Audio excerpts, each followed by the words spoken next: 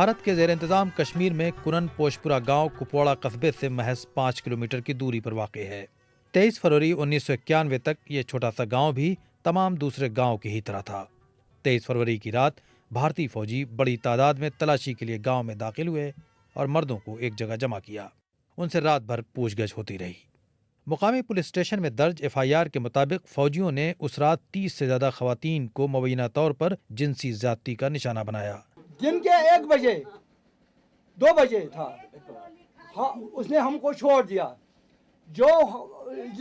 جس وقت ہم گھر گیا تھا اس وقت ہمارا بیوی لڑکی ہے، مائی ہے، بہن ہے، وہ اس وقت بالکل سے لگا تھا، اس سے کوئی سہارا نہیں۔ مقامی لوگوں کے مطابق انتظامیہ نے ابتدائی تفتیش کے بعد اس معاملے کو دبا دیا، لیکن کنن کے لوگوں پر جو گزری وہ زخم آج بھی تازہ ہے۔ یہ بروس کی سون دل داد لد زخم لگمت۔ اس واقعے کے بعد کنن کے متاثرین مسلسل تکلیف میں ہیں۔ یہاں کی لڑکیوں کی شادیوں میں بہت مشکلیں پیش آتی ہیں، بچوں کو تانے دیے جاتے ہیں، زندگی ایک مسلسل عذاب رہی ہے۔ تکلیف ہسپتال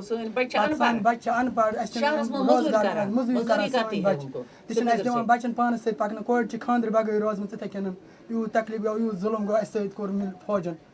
یہ خاتون کہہ رہی تھی کہ ہمارے جسم ہی نہیں روح بھی زخمی ہے۔ یہاں کے لوگوں کو اب کسی پر بھی بھروسہ نہیں۔ جنسی زیادتی کے بعد بہت سی خواتین سخت اعصابی اور ذہنی بیماریوں میں زندگی گزار رہی ہیں۔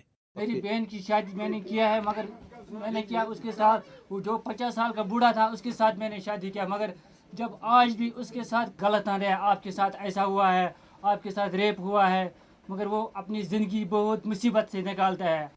2004 میں جنسی زیادتی کا شکار 34 خواتین نے ریاست کے حقوق انسانی کے کمیشن سے اس معاملے کی تفتیش کی درخواست کی۔ اس واقعے کے 20 برس بعد گزشتہ دنوں ریاستی کمیشن نے ایک فیصلے میں یہ تسلیم کیا کہ جنسی زیادتی کا یہ واقعہ پیش آیا تھا اور اس کی تفتیش ہونی چاہیے۔ حقوق انسانی کے سرگرم کارکن پرویز خرم کا کہنا ہے کہ انصاف اب بھی بہت دور ہے۔ یہ رپورٹ جو آئی ہے، اس رپورٹ نے ایٹ لیسٹ ایک اسٹیبلش کر دیا کہ ایک میسو لیول پہ ایک بہت بڑی ایک ہیومن رائٹس وائلیشن ہوئی تھی 1991 میں۔ تو اس رپورٹ کو ہم صرف ایک میئر ایکنالجمنٹ دیکھ رہے ہیں۔ بھارت کے زیر انتظام کشمیر میں گزشتہ 22 برس میں خواتین کے ساتھ دست درازی، جنسی زیادتی اور تحقیر و تذلیل کے بے شمار واقعات پیش آئے ہیں۔ بھارتی حکومت اور فوج اسے مبالغہ آرائی اور علیحدگی پسندوں کا بھارت مخالف پروپیگنڈا قرار دیتی رہی ہیں۔ ایک ڈس اپیئرنس کو نارملی کہا جاتا ہے کہ کرائمز اگینسٹ ہیومینٹی ہوتی ہے روم اسٹیچوٹ کے مطابق۔ اگر 8000 ڈس اپیئرنس ہو تو اس کو آپ کیا کہیں گے؟ اسی طرح سے ایک ریپ جو ہے وہ ہیومینٹی کے لیے شرم ہے، لیکن اگر یہاں پہ ہزاروں کی تعداد میں ریپ ہوئے ہیں اور وہ بھی ایک انسٹیٹیوشنل ڈینائبلٹی کے ساتھ، کوئی ریڈریسل میکینزم نہیں ہے، کہیں بھی کوئی انصاف کسی بھی کیس میں نہیں ملا۔ کنن کی ایک متاثرہ خاتون یہ سمجھنے سے قاصر ہیں کہ آخر جنسی زیادتی جیسے سنگین معاملے میں کسی کو کوئی سزا کیوں نہیں ہوئی۔ ہم ہندوستان کا غلامی کرتا ہے، ان کو کوئی سزا نہیں ملتا ہے، کیوں نہیں دیتی ہے گورنمنٹ ان کو سزا؟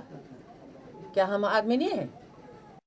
حقوق انسانی کے ریاستی کمیشن کے رکن جسٹس جاوید کاوسا کو اب بھی یقین ہے کہ کنن کے مرتکبین کو تلاش کیا جا سکتا ہے اور انہیں سزائیں دی جا سکتی ہیں۔ اگر انویسٹیگیٹنگ ایجنسی چاہے تو اس میں کوئی بڑی بات نہیں ہے۔ ان کا جب تک آئیڈینٹیفیکیشن پریڈ نہیں ہوگی، جب تک ان کا نامنل رول نہیں ملے گا، اگر وہ نامنل رول آ کے تو ان کی آئیڈینٹیفیکیشن پریڈ ہو سکے گی تو ممکن ہے، ہو سکتا ہے، it is possible, we must not be pessimistic. Kashmir میں بھارتی فوج کو اسپیشل پاور ایکٹ کے تحت لامحدود اختیارات حاصل ہیں۔